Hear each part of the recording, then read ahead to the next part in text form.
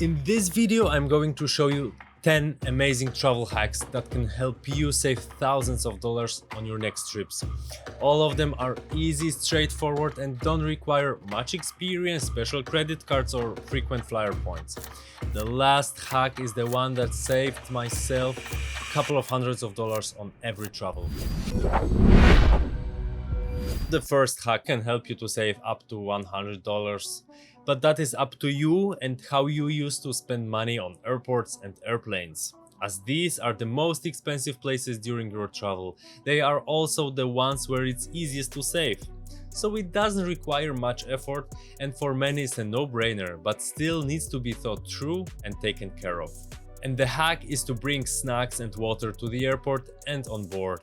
A normal meal can cost $20, a sandwich about $10, and a bottle of water even $5. Adding that up for both ways and snacks that you wouldn't need to get on the airplane can make a significant amount to be saved. Just take a homemade sandwich, some chocolate bars or other snacks, and a refillable water bottle that you can refill at the airport, and the money stays in your pocket.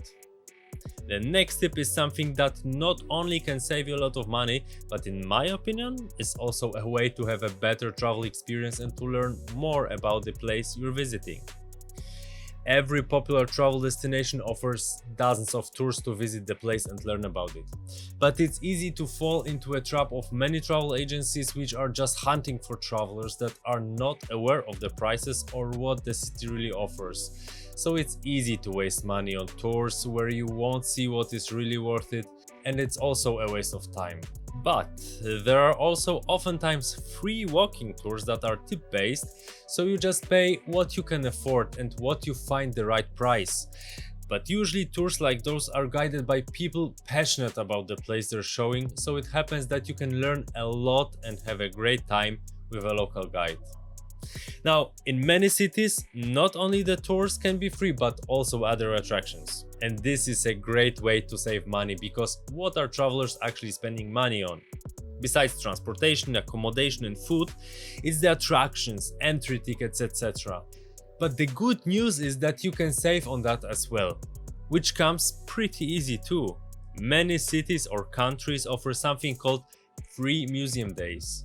Most of the popular countries to travel to offer those, including France, Italy or the United Kingdom.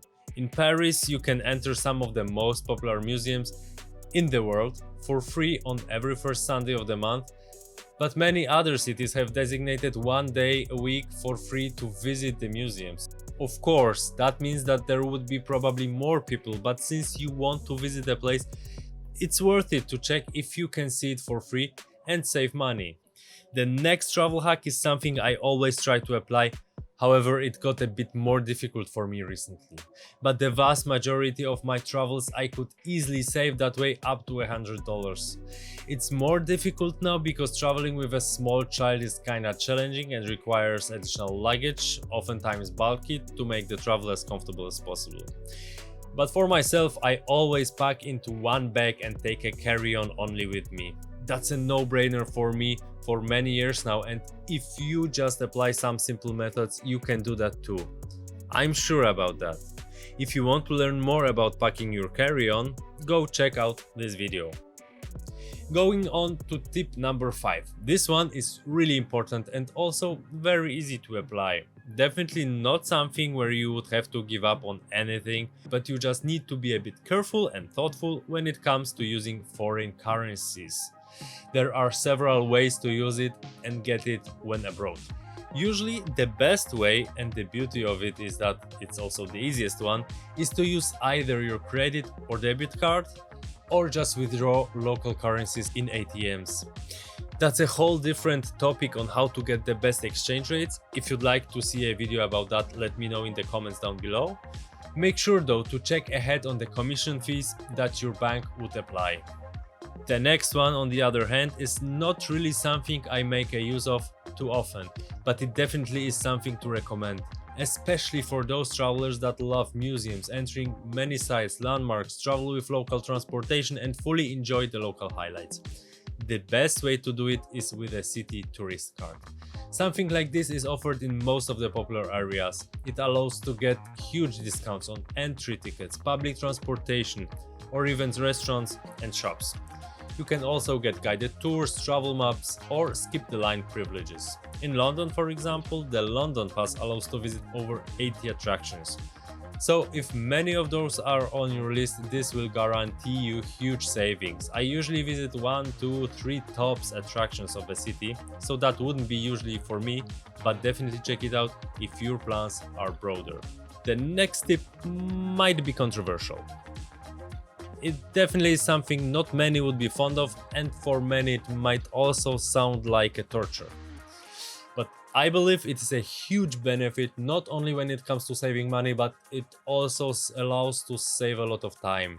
In many countries, the best way to get from one place to another is by bus or by train, and oftentimes the distance or quality of the road makes the drive last for over 6-7 hours.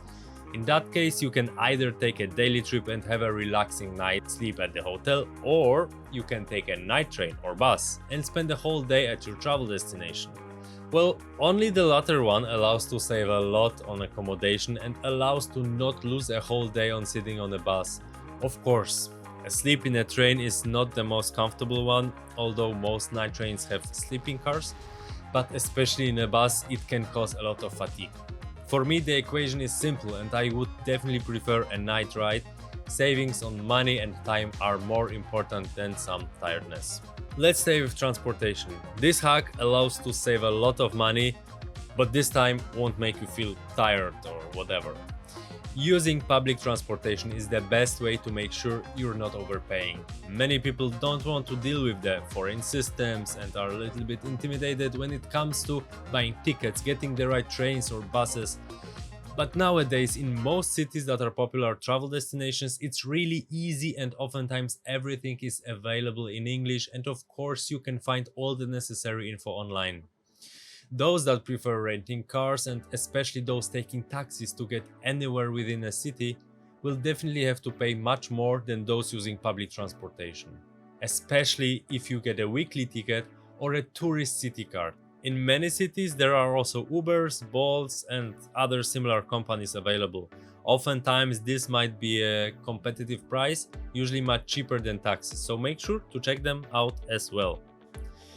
The next one is one of my favorite, and it's one that can save you hundreds of dollars. This and the next one can really make a huge difference when it comes to your spendings. But it also has some other benefits that I really love about having access to my own kitchen. That's why I'm always looking for accommodation that offers one, usually Airbnb or some kind of apartments. Not having to go out for every meal makes a huge difference, and some may say that they have the meals included in the room price at your hotel. But it just means the room is more expensive as someone has to pay the cooks, waiters and the rest of the staff. Apartments with a kitchen is by far the best deal, and I also like having picnics, celebrating the breakfast at home and doing groceries and picking all the interesting stuff I couldn't find where I live. If you like this video and you would like to see more travel tips, subscribe to the channel, like the video so I know you want to see more videos like that one. The last money-saving travel hack is something that, in my opinion, is a must. Honestly, I haven't applied it only a few times, and if I didn't do it, I probably couldn't afford like a half of my travels. And it applies probably to the most expensive part of the travel, and that's why the savings are the biggest. So, when you are searching for flight tickets, make sure to adjust the dates of the flights depending on the price. This might sound obvious, but many people check when they can take their leave at work and then search for flights and have like a day or two of flexibility. To save the most, you should decide first on the approximate dates, like the month when you want to go. In that case, if you decide for 1 week travel during September, for example, the price may vary like even $300, $400 or $500 from each other. But this is just one part of the whole process of finding the best flight deals. To learn step by step how to find the absolutely best flights, check out this video. Cheers, safe travels and do zobaczenia!